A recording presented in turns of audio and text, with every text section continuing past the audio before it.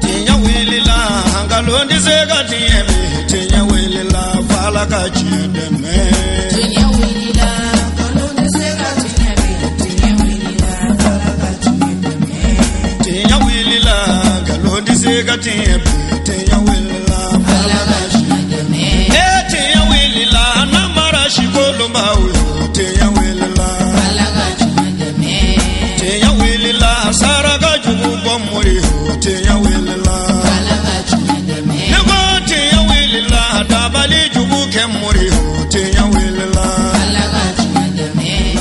أعوذ بالله من الشيطان الرجيم بسم الله الرحمن الرحيم اللهم صل وسلم وزد وبارك ومجد وكرم على عبدك ورسولك سيدي وسيد المرسلين وإمام المتقين وقدوة الزاهدين محمد وآله طاهرين المعصومين وبعد أيها المشاهدون الكرام السلام عليكم ورحمة الله تعالى وبركاته أم بدأت في شرف الله جبه كشي على تدو هنا على تدو بركة على تدو على كجدين أو كلنا بلا جلنكا واجلو كنا كانوا ومولا دنيا كفوامي بمكو مانيامبغو لا دلاكولا asabani ani mayambugo alislame muso uka kalambulon kono uka ni sojanu uka nyanyarli ira sanwosa alakira baka bangine ko la maulidun nabawi samba flani tan wolon vlata anflani o kenede kan alislame oborajian fantan nani ka kenen segere anga dina wajulu kala warabau kabla siralu ke ambalaka wera ye kalamunun ke ko korolen dawla segi naba jamanya koro ni barabela jelenkera kena kono femi mbora mayambugo anga je ka shiria bani saraka ka halaki dokira muyi ku nye tanakira alaka nabi nyimo na ka kirawi aga alaka ma nyimo la akbar ku nye tanakira oludi uye ma nyuma minfa tawti ko dogo kabi ma nyuma ma keme flani ko la akbar so ali borala totura jumei a totura sa ma nyuma mina ala tamilasi on tola la akbar kiraw tami mifo ka on talame ala ko naw mane talame aya ke neta fogo abu kunchi na ala ma fenvoy kunjili adesero latisa o kuma tonna na to ni ne ka dine bifo au talame me au beba yere ke kiraw kanu bagay boloke sema abeba yere ke ne ala femoy e suturani bunyanyini kama ka bakane talame wallahi ne ala ka dine seto e mindi bakalame fongi infoka kulogrinya ko la akbar ibi sadomi wallahi i bona ubi kalmatu shahada fo ikloko itame fi atame aya janto ayalla qur'ana ko wama ala rasul lil balagh al mubin mimi chidoma kirawo ne nabi moma ne ala ko ne mande o seli ko fo o fotko nyumana o de u ka wajibi ne ala ko ne ngadiye ko fo o fotko nyumana o de kirawo ka wajibi meika do kirawo ka chiseye ko au bi ninga munama baraka ne nyumowi Allahu akbar muna au mantuguma to nin jama'a ne bi tegere foke me jama'a ngati blasra kaburu kono tegere fo bi masoro kaburu kono ati masoro kuma damna neti kuma janya an karamɔgɔ bi an ka sefiga ali biya o bangi dinge biya skatola min ɲama fura dɔrɔn k'a d'u ma n'o tɛ nin jin kuma kɛnɛ quoi mais min bɛ ka ne dusukun kami kami dɔɔni ne ɲɛ bɛ bɔnɛ dɔ natɔ la wallahi ni kanubagaw y'a ye an bɛ bi an yɛrɛ farati mali kɔnɔ yan mawulu tun kɛra maliyɔrɔ ko ye skatola mɔgɔ dɔw ko ko mawulu ye haramu ye mali kɔnɔ yan aw ni ne ɲɛna hali n'i ma kuranɛ kɔni kala i y'o mɔgɔw dɔn wa i y'u kumakan mɛn a ye lamɛn kojugu de b'an bolo han an k'an janto an yɛrɛ u y'u kale k'u disi da mɔwulu la ko f'u k'a bali ko sabu k'a ti bɛn mais an y'an disi yan kan ko mɔwulu bɛ bɛn mɔlɔkɛ aw ni ne an ka ɲɔgɔn ɲininka minnu ko ko mɔwulu haramuyalen don tiɲɛ na n'u ko ko mɔwulu haramuyalen don n'anw ko mɔwulu ma haramuya anw minnu ko a ma haramuya ala tilara ka an dɛmɛ ala sɔnna mɔwulu bi kɛ bi fo minnu fɔlɔla k'a fɔ k'a haramuyara fo dɔw labanna ka mɔwulu kɛnɛ sigi ala y'o bonya n'o karama di anw mɔwulukɛlaw ma mais jaa awlu kun presla fo la ko mawlu haram yala jabina do haram kono de adakale ko fe Allahu akbar mawlu dakale ko fe jabina do haram de kono ni moy wala musoni wala chaw nyon treke yoro mawlu la mawlu jawja wallahi kira tanu jawja ni itegeti yanga o mi boy itegeti wala tegela ko kira kanu de do ko kira kanu de do kira Muhammadu ko itege min trendera wala tegela ali jani be sogo sogo arashangata manabi femi fay ka bo kumana ala ye aw kunaja aw siyero mogo mayamugo ko modo be ala makala no yayi modo be ala e kala no yayi me ala magarsege belebele di ama modo be ala e garsege badama me ala maso akake folisire kata ala ka dine de melima me ala barkala ala e garsege belebele di aw janyogo na si nyogo doma ka kila ka uke folisire kata ala ka dine de menna sanwosa wal makalo wal maikafo sanwosa olu de bi karamogo wele shedo aw makalane anti qur'ana duwi ala ye qur'ana doniya mine awna aw makalane karamogo aw de bado karamogo olu de bi aw wele ka bonya dirajina ka jama qur'ani ko dula aw karamogo we on gondi qur'ana do me ala ye garsiga min dama ame aw qur'ana do wele akana ala ka qur'ana nyefo kujuri Sirife Muso aka ko tan wele ne ya aya wele ne kama o ya ka barale wulwalse tangima donc ngo jumeme a ni lamebo kasisa mu mina ko on ne karamoy na mina ansigi ka an kama jongolima sheshi kono beba nye turo ana ko karamogo na kana ikulonge de karamogo na karamogo ka bude kabo me mingari la kaka na furo bo karamogo kilana sabu mimila otalila mimila no ya ala ta kiko fo ala ka joyi roke o foli de wajibi ka hadita mo ya bo la ibodi fo lameba wartigi ya take walma hanni wartigi te foni siri muso yi anaje nyogo yu seke kuma emie lameba karamogo bi min fo sa no de ala tane kiki yoro janya o mo ki kuma bo la o de kirima wajibi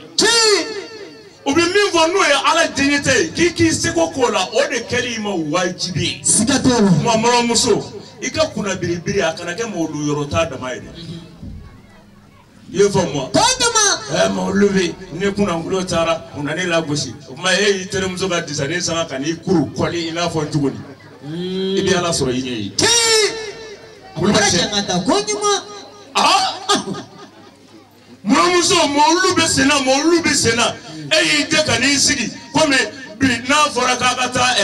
e samedi ni yoro la ma ere tina soro sabu mo lube me abi janga molimi korofoli tugum ni mo buja modeli mu mo bulaka samedi ni yoro la ina na o juru sara yoro be mo lu yoro ma me mana wule ka tama ka ba e kan yere muso ina jeta ina fa ma boso kono lahu ka ka filila mo korofoni mo sabtida ako yema mo luke make ma asambani Sherifi Muso kira morde Muso Sayyidina Ali Buona Sherifi Muso bo kira kumi nyamogo doni halala peseni au mo ke Sayyidina Ali Allahu akbar wole baddo tangima hey Sherifi ya ti bansay dans son terre ben faire flade no fe mawludu abibe doni islamewi mawludu be islamewi de Sayyidina Ali Bono aya jando ayere la ala ulde ko nyamugo de kuma pese to wodi ni ba fe ki de ka halala ya do ebe Ali wele kana jo wali mai bi dingeni mele yidi musoni ba mele kata jo Sayyidina Ali la ba fo ni joni na ko netini no be ko sigi kata ba ni nyamugo de no jali ni depuis ala ka da na ma delika Sayyidina Ali ni ya jo ko ni joni wallahi ala sone do ni halala dusukolo ba ku aba fo ni Sayyidina Ali yudi Allahu akbar zulfaka obi bokede tola mais aw ni ne an ka ɲɔgɔn ɲininka mun ye Seydina Ali bonya Fanye. Brachi angata. mun ye Alakira Muhamadu bonya mun ye Abubakar Sidiki bonya mun ye Umar bonya mun ye Usmani bonya mun ye Abuzar al-Ghafari bonya n'a t'olu si dɔn mun ye Sumayila Darame bonya mun ye Benge Sugule bonya Brachi angata. made n'a t'olu si dɔn so o kuma aw yɛrɛw bi kari fa ka taa Modibo Amadu ni Koka so ani Dilu mun y'u bonya de jogo ɲumanya de y'u bonya Sikatola siribo. wallahi ali kafiri kɛra jogo ɲumantigi ye mɔgɔw b'a sɛgɛn Sikatola. Brachi angata. aw bonyana ni jogo de ye Wulibali don sirifika bonyana ni jogo de ye wa sirifi bɛ ka bonya bi jogo kɔnɔ wa silamɛ bɛ ka bonya bi jogo kɔnɔ wa n'i ko i bɛ kira fɛ kira kanu tɛ tɛgɛrɛ ye dɛ kira kanu ye jogojugu se b'i ye k'a to yen lillahi wa rasul sonyali se b'i ye ka sonyali to yen lillahi wa rasul jeliya se b'i ye a valeur b'i la i tɛ se ka ba cɛ bolo cɛ tɛ ba i bolo o waati k'i sɛmɔ jeliya la npogotigi o funɛnkɛw k'i sɛmɔ jɛnɛya ni sonyali la funɛnkɛw k'i sɛmɔ bagaba kota la wallahi o de ye Alakira Muhamadu kanu ye Sikatola siribo. kira kanu de ye o dɛ wa kira ni valeur bɛ kira la ko kira b'o tigilamɔgɔw fɛ ko olu bɛ k'ale valeur jira wallahi o tigilamɔgɔw de filɛ i kɔrɔ Allahu akbar. an k'an ɲɛ don jogo la n bɛ kuma surunya dɔ ko k'ale b'a fɛ n ka nukta dama-dama di Alakira kan valeur min bɛ kira la a n'a ka mujiza munna kɛ kira ka mujiza tɛ se ka fɔ ka ban o Atsenga fogaba. ayi Murashidu Dayi o t'a fɛ yen ko n'a tun bɛ taama a bɛ min ye ɲɛfɛ a b'o ye kɔfɛ Sikatola. o t'o f'i ye wa Fanyuma. mais e k'u ɲininka ta k'o dalilu dɔ ye jumɛn ye Fanyi. o dalilu dɔ ye ni musow bɛ seli a kɔfɛ misiri kɔnɔ k'a ka hijabu banamina ni musow cɛ o sɔrɔla mun fɛ Alakira Muhamadu sallallahu Wasallim. a bɛ ka seli ni a ka sahabaw ye don dɔ misiri kɔnɔ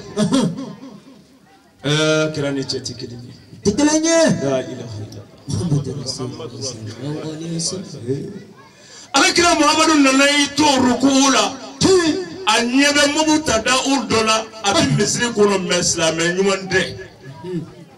a ɲɛ b'o la a birilen o fana kɛlen bɛ k'i biri a bɛ ka a ɲɛ bila a worofuranjɛ fɛ ka muso dɔ ɲɛda filɛ yàrá i ma nin faamu dɛ i m'a faamu quoi n ko Alakira Muhamadu a ka nɔɔrɔ dɔ ye mun ye k'a fɔ ko kira tun bɛ yeli kɛ kɔfɛ walima a bɛ yeli kɛ ɲɛfɛ o nɔɔrɔ dɔ ye jumɛn ye n ko kira Muhamadu y'i to sujudu kumure minɛ na ka dɔ ye misiri kɔnɔ a bɛ k'i kɔfilɛ teri ka walimuso dɔ ɲɛda ɲuman filɛ Allahu akbar. Sitipe. waati t'an mɔ o laada la arabuw fɛ olu bi disa biri u ti da disa biri ma u bɛ hijabu bila a kunna Asan ni Serifi muso n'u ye hijabu bila o ɲɛda la donc n'u bɛna seli u bɛ hijabu nin wuli ka sɔrɔ ka seli daminɛ Sikatola. donc olu bɛ hijabu wulili min kɛ ale ɲɛ bɛ cɛ muso la kɛnɛ ma mais a ye cogoya y'a ja mais ale b'a fɛ ka cɛ yɛrɛ muso ɲɛda de dɔrɔjɛ n'a bɛ bɛn ale ka muso tata ma Allahu akbar. n'a k'a minɛ a la Allahu akbar. nin ka jugu dɛ Kajugu. o kuma hijabu wuli waati n'o ye seli waati ye sa a y'i pɛrɛ tuma min na ni kira nana ruku la ale yɛrɛ taara ruku la a y'i ɲɛ bɔ i sen furanjɛ ka musow ka sɔfa filɛ ka i ɲɛ jɔ muso in miiritɔ ɲɛda la k'a damu ta n'a ye kosɛbɛ ka sɔrɔ k'a ka bilaw taara seli daminɛ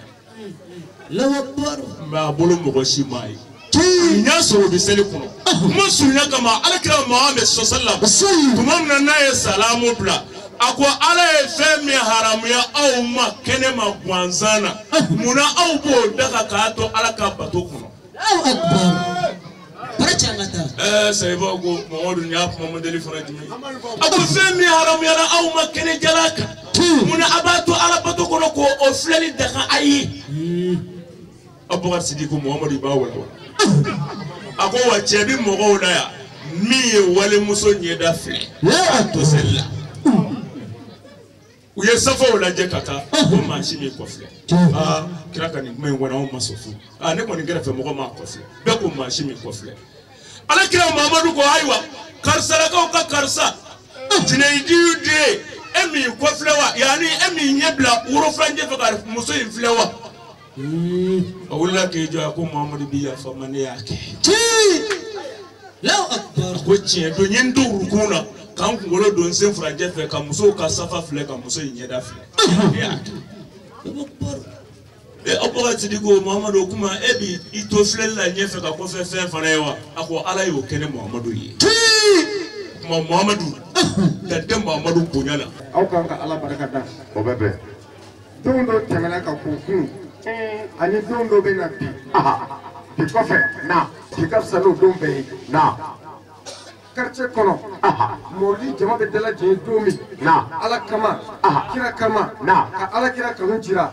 o don ka fisa ni quartier ka ɲɛnamaya don bɛɛ lajɛlen ye pewu ko mɔbili ɲuman dalajɛ dɔ wɛrɛ min na o kosɔn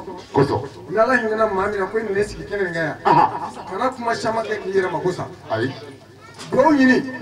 e ka k'i dama ka sin ala la dɔrɔn min bɛ fɛ i k'a fɔ ala ye ala bɛ sɔn an b'aw fo nka n'a mɛn jɔn kunnadi a fɔ sabu ɲuman an b'an ba fo ani an kanuba ani an baarakɛɲɔgɔn an b'a Yugi Jalo an b'a fo ko ni hɔrɔnya ani silamɛya ani kankelentigiya ani cɛsiri Jalo ba kɔ ba ɲɛ k'a daminɛ Lafiyabugu ka taa bila fo Jelibugu la san kalo 12 musokɔrɔba ninnu de wulilen don k'i cɛsiri ka Bamakɔ yuguba n'ala kira kanu ye sallallahu alaihi wasallam o nikun o denw bɛ fɛn min d'o ma o yɔrɔ bɛ fɛn min sɔrɔ k'a bɛɛ lajɛlen ta k'a di ala ma fi sabilillahi k'a kɛ ka ala kira jansa san kɔnɔ ninnu bɛ min kɛ passé bɔ la ala de b'a dɔn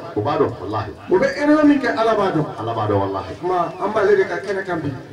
a n'a dɛmɛbaa bɛɛ bonya ni kelen tɛ se ka bɛlɛ ta i y'a faamuya an b'a n'a dɛmɛbaa bɛɛ fo a denw a n'a baarakɛɲɔgɔnw ani mɔɔ maa b'a ka jɛnkulu na n'o farakolo n'o kumakɛ ɲuman n'o ka dɔrɔmɛ kelen donna la ala k'a bɛɛ lajɛlen sara ka sɔrɔ k'a fɔ an ba yɛrɛ ye ko a Jalo ani cɛsiri a ka dɔ fara cɛsiri in kan mana kɛ kow bɛ ban mɔɔ ma na ala y'i da kunnaja kama ne bɛ fɛ i ka ko ka ban hɛrɛ la jija i ka ko ka ban k'i to ala kira nɔfɛ sallallahu alaihi wasallam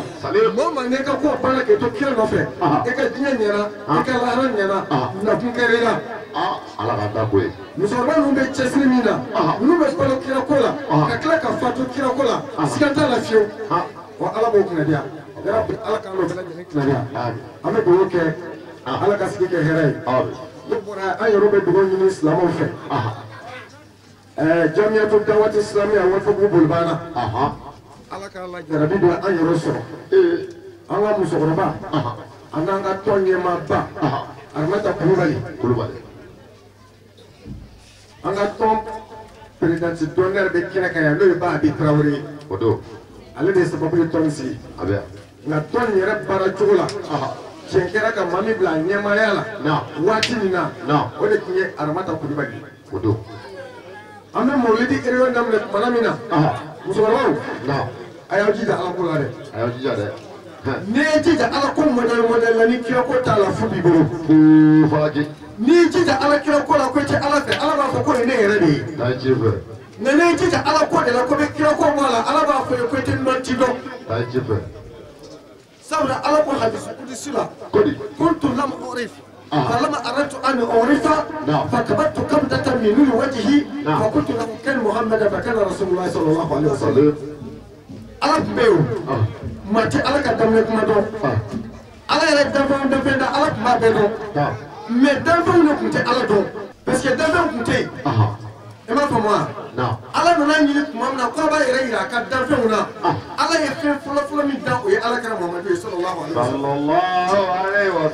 wani kira Muhammadu de ala dɔnna ni maa min panna kira kan ko bɛ ala ɲini e ye waliman dɔnbali ye waliman dɔnbali tɛ dɔn ne kɔnɔ kuma a y'a cɛsiri kira ko in na anw ka musokɔrɔba in tɛna Aramata Kulubali mawulidi réunion bɛ daminɛ tumana min na ani duru de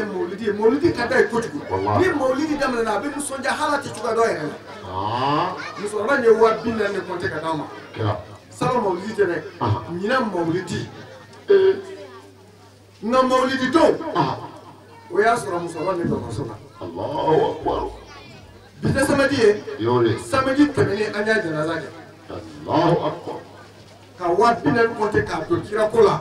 o t'a bɛɛ ye dɛ a banana de sani maulidi don cɛ maulidikɛ dɔ ne y'a fɔ serikɛ ye n k'a ka dugawu k'a ye an ka maulidikɛ la seyidu sɔrɔ nana yɛlɛla a ye dugawu kɛ musokɔrɔba in ye mais musokɔrɔba in a bɛ dɔgɔtɔrɔso la tumana min na dugu jɛlen ne yɛrɛ y'a dɔn tiɲɛ yɛrɛ la n'a fɔra ko musokɔrɔba in tɛna maulidi kɛnɛ kan a ma nɔgɔ a la ne ye n den ka bɔ jama na ka n ka mobili ta ka taa f'i ye an ɲɔgɔn ye dɔrɔn k'a bɛ kasi n ko ayi kana kasi ne bɛ dɔn ne nana min kama n b'a dɔn san 30 e bɛ maulidi kɛnɛ kan ɲinɛ tɛ yen ɲinɛ ta de baraji ka bon n'a bɛɛ ye parce que i ye se kɛ musokɔrɔba in ka 40,000 ne y'a sɔrɔ a ma bana sanni maulidi don cɛ a tun bɛ min bɔ a kasɛw ye a dalen a ko a denw ma a ko ni maulidi ma kɛnɛ yɛrɛ ni ne jiginna n bɛ n ta sara ne yɛrɛ bɛ maulidi organisé kelen pe a y'o laɲini ta a denw ye ala ko k'e bɛ t'o tɔ organisé arabiɲɛ kɔnɔ musokɔrɔba ma sa a tununa de a y'a cɛsiri dɛ a ma sa a tununa ne bɛ sen filɛ ka don min to kɛ ala ye ne bɛ sen filɛ ka don min to kɛ ala ye ala ma ɲi dɛ ala de bɛ maa balo san 50 san 60 san 70 sɔgɔmadani kelen sɛmɔni kelen ka se k'i tunu ci an ta nɔ bɛ dɔ e la b'a fɔ ko bɛ tile kelen kɛ dugukolo kɔ kan o kuma n'i balo n'o don min jija ka dɔ kɛ ne tɛ min bɛ fɔ ka sɔrɔ kalama de la kulubali ta filɛ ka bɔ de musokɔrɔbaw aw ni ce an baw n'aw y'a cɛsiri diinɛ na aw ye mama kadija de ladege n'aw y'a cɛsiri diinɛ na aw ye mama ayisa de ladege n'aw y'a cɛsiri diinɛ na aw ye sumaya de ladege ne ma ba 120 musala 113 musow ye mun dɛmɛ a bɛɛ ka mission ɲɛna min fila muso y'a janfa nabila nuhu san 1000 san 50 b'a jɛ maa min tugura kɔnɔ kitabu min y'a sariya du ko maa 40 du ko maa 80 cɛ 40 muso 40 san 1000 san 50 b'a jɛ san 900 ayi a y'o de kɛ kiraya la e n'a fɔ ala kira ye san 23 kɛ kiraya la nka kira yɛrɛ si ye san 60 ani san 3 ye mɛ a ye san 23 de kɛ kiraya la kitabu ko nabila nuhu si san 1000 san 200 ani san 50 nka san 1000 a y'o de kɛ kiraya la a bɛ ka ci lase san 50 b'a jɛ a ye min sɔrɔ a ma tɛmɛ maa 80 kan k'a sababu kɛ mun ye sabula muso banna la musow ye hali alimami ye wajulikɛla n'ala ye musojugu kalifa i la ni maa min ye kungo fa a to k'o kunbɛ ko f'i ala ka latigɛ n'o tɛ ne tigɛlen don a la nka n'ala ye ɲuman d'i ma min bɛ juguman dogo k'e ɲuman yɔrɔ yira dugu bɛɛ bɛ da i la cɛkɔrɔba ye dugawu k'an taw ye ala ka hɛrɛ k'an ye amin o kɔfɛ nabila luti ale fana muso banna la ko ala yɛrɛ ko n t'a ɲɔgɔn wɛrɛ kɛ bilen ka da mun kan sabula a tɔɔrɔ la ale de ka mɔgɔw ye borijɛgɛɲɛ sinsin satumakaw gorotigɛni ala ka hakili ɲuman d'a ma o de la an baw an bɛ min fɔ aw ye a bɛ min na a ye dɔ fara a kan a bɛ min na a ye dɔ fara a kan n'a ka diɲɛ n'a ka sɔrɔ bɛɛ bɛnna ala kira ko ma an ma pɛridi jandigila aw ma pɛridi n'ala ma maa min da kunnaja kama i ka dɔrɔmɛ kelen tɛ don mawulidi la i ka dɔrɔmɛ tɛ don kira ko la ala ye maa min da kunnaja kama o de b'a ka sɔrɔ bɛn kira ko ma kalo ni kɔnɔ y'an ta ye daminɛ mɛ ko karamɔgɔ bɛ yaala ka wari de ɲini o ka wari ɲini tɔn don wari ɲini ye haramu de ye a ye haramu tɛ e ma dadu si sɔrɔ min bɛ mawulidi haramuya ko wari ɲini e kuma suba t'ale ye haramu ye wa ayi agence min bɛ taa mɔgɔ kɛ ji la o ye haramu ye wa haramu ye subhanallah ne tɛ basi fa fo k'a ma nin ye kana fɔ ko silamɛ dumuni tɛ sinon mɔgɔ bɛ tigɛ i la a bɛ tigɛ i la walahi mawulidi de ye numéro 1 ni kira tɛ foyi tɛ yen ni kira yɛrɛ tɛ ala ko tɛ yen a ɲininkali kɛ tuma min na kira tun tɛ yen ala ko duman tun bɛ yen k'a sɔrɔ kira tɛ ala ko duman tun bɛ yen ala ko tun tɛ yen ala yɛrɛ tun ma dɔn yɛrɛ ala ka kɔrɔ ni kira ka kɔrɔ sallallahu alaihi wasallam n'ala ka kiraden bɛɛ ye a ka kɔrɔ ni mɛlɛkɛw bɛɛ ye a ka kɔrɔ ni diɲɛ ye a ka kɔrɔ ni lahara ye a ka kɔrɔ ni dugukolo ye a ka kɔrɔ ni kabakolo ye foyi tun tɛ yen ni ala tɛ tuma min na ala ye fɛn fɔlɔ min don kira mamadu ye sallallahu alaihi wasallam parimatu ta yɛlɛ nata sumaya banna kogo banna a ye kuloma jɔ n'o ma bɛn mɛ i bɛ yɛlɛ de kɛ n'o tɛ ala kɔni y'o kɛ o ala de y'o kɛ ala ye min kɛ min ye o t'o bolo ka sɔrɔ kira ma bange fɔlɔ an karamɔgɔ aw bɛ yan ni kɛlɛ kun tiɲɛna kira tɔw bolo e n'a fɔ Isa e n'a fɔ Musa o ni kira tɔw ka taa ni kɛlɛ tiɲɛna bolo ni jugu gana ɲɔgɔn na a ma ɲini wa o b'o ka kiraya to yen k'o ka maaw ka alayatana to yen o bɛ ɲɛsin patɔrɔn ma o ye jɔn ye belebele ɲumanibali a bila ka yatima den n'a bɛna taa ka yatima den Muhammadu Rasulullah sallallahu alaihi wasallam o b'a fɔ Allahumma ansurna bijahi nabiyyin mab'usun fi akhir zamani ala ko gɛlɛyala dɛ kafiri bɛ nkasa la dɛ an dɛmɛ ni cɛ kanu ye a n'a bonya a n'a kɔrɔta cɛ min n'a bɛna diɲɛ laban na n'a tɔ ye Muhammadu Rasulullah sallallahu alaihi wasallam ala b'a fɔ ye ko kɛlɛ banna kɛlɛ bɛ tiɲɛ jugu bolo ni ala kɛra hɔrɔma ye cɛ min hɔrɔma ɲinina ka sɔrɔ a ma bange a hɔrɔma ɲinina ka sɔrɔ a ma nafolo o nalen ka taa ni maa min ko hɔrɔma t'o la ko kira sara ko a banna e yɛrɛ de bannen don Pharmacie bangan filɛ sa. e yɛrɛ t'i yɛrɛ an bɛ kira ko nin la An b'o de la. ni maa o maa labanna e tɛna jara Ala k'an laban la. an bɛ jandilakaw fo O bɛ fɔ. k'o barika da Sigi. k'o waleɲuman dɔn k'an ba fo a n'an kɔnɔba a n'an baarakɛɲɔgɔn Bayuru Jalo a n'a dɛmɛbaa bɛɛ musokɔrɔba nin ka ɲi ala b'a dɔn a cɛsirilen don a tɛ sariya a tɛ ɲina ala k'a mɛn sira nin kan ala ka nin taa ni ka segin nɔgɔya ye ani a baden bɛɛ lajɛlen kiraba nin bonya kosɔn sallallahu Muhammad. Alhamdulillah ka kira ko sankɔrɔta an ka quartier kɔnɔ an ka duw kɔnɔ an yɛrɛ dusukun na ka kira ko sankɔrɔta an denw bolo an jɛɲɔgɔnw bolo an ka quartier kɔnɔ an jalasigi kun y'o de an bɛɛ nin na a bɛ san 20 ni kɔ bɔ bi n bɛ barika da ala ye kalanbulon b'an bolo alhamdulillah quartier musokɔrɔba bɛɛ kalanbulon in na dɔw tun bɛna don min na hari bisimila hari fatiya hari kalimatu saratu u t'a dɔn n bɛ alhamdulillah bɛɛ ye yasi u bɛ ka yasi durusi u ye tabaraka durusi a tila bɛɛ bɛ yasi de la bi alhamdulillah an b'o barika da ala ye ala ni mawludin barika kalanso barika la awɔ an bɛ deli silamɛmusow fɛ alhamdulillah bɛɛ ka bɔ k'i ka diinɛ ɲɛɲini diinɛ tɛ kunfɛ ko ye f'i ka sigi kalanbulon dɔ la i ka sigi karamɔgɔ dɔ kɔrɔ n b'a kɛ tan o ye diɲɛ ko ye diinɛ f'i ka sigi mɔgɔ dɔ de kɔrɔ min b'a ɲɛ yiri la donc n b'a deli muso bɛɛ fɛ silamɛmuso bɛɛ fɛ bɛɛ ka bɔ ka na kalan kɛ ka n'u ka diinɛ ɲɛɲini o de ye laban ko ye n b'o de fɛ musow fɛ. n bɛ ala fo k'a barika da n bɛ kuma daminɛ ni mɔkɛ tɔgɔ barikama ye n'o ye Muhammadu Rasulullah sallallahu alaihi wasallam parce que a fɔra an ye ko ɲinan mawludu k'an ka kuma an ka thème kɛ hinɛ de ye ani bɛn donc hinɛ bi yɔrɔ o yɔrɔ hɛrɛ bɛ don yen nɔ parce que Allahu taala yɛrɛ ye Muhammadu cɛ a ko kuranɛ kɔnɔ a ko wa ma arsalnaka rahmatan lil alamina a ko Muhammadu mi ci foyi kama f'i ka kɛ hinɛ ye danfɛn bɛɛ ma ne balimakɛ yɛrɛ ko ten min ye Hayidara ye Usman Sherif Madani Hayidara ko bɛɛ ka kuma thème ka kɛ hinɛ ni makari ye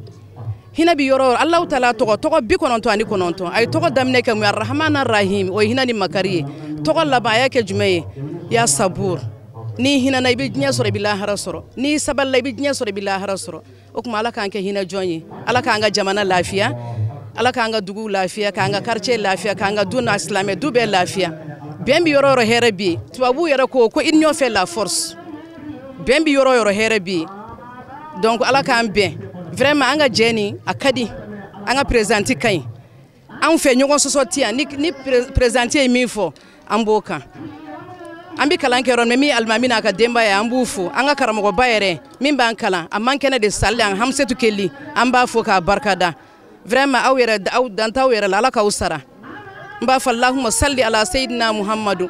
صلاة تجينا بها من جميع الأهوال الفاتي وتقضي لنا بها من جميع الحاجات وتطهر لنا بها من جميع السيئات وترفعنا بها عندك على درجات وتباركنا بها أكشى الخيرات من جميع الخيرات خيرات في الحياة وبعد الممات اللهم صل على قدر حبك فيه اللهم صل على قدر إناتك به اللهم صل حق قدره ومقداره العظيم على كوثر أم بين نسان موغا أني ناني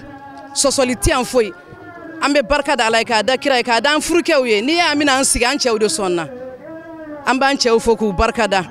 an denw an b'u fo u y'an dɛmɛ minnu bɛ kɔfɛ minnu bɛ yan u bɛɛ y'an dɛmɛ an bɛ quartier bɛɛ fo bɛɛ y'an dɛmɛ aw yɛrɛ ni ce aw ni baraji ala k'aw bolo mɛn baara in na kira bonya n'a barika salli ala rasuli alhamdulillahi rabbil alamin ambade tabashir fil Allah jabaw ni tuyanye manyambugo alislame muso ka mauludu la benen kenekan samba fla ani tan wolon vlala ambi awfu ka wali mando aka nyama dalla malikono maliko ka munutun sogolendo ana doni munu bala ka soro ni kalambulo nunu kono ala ku ke don sabati lewnye ku ke alislame ya nafa donu sigida chama la ko irane naula wa shukran lakum fi amanillah.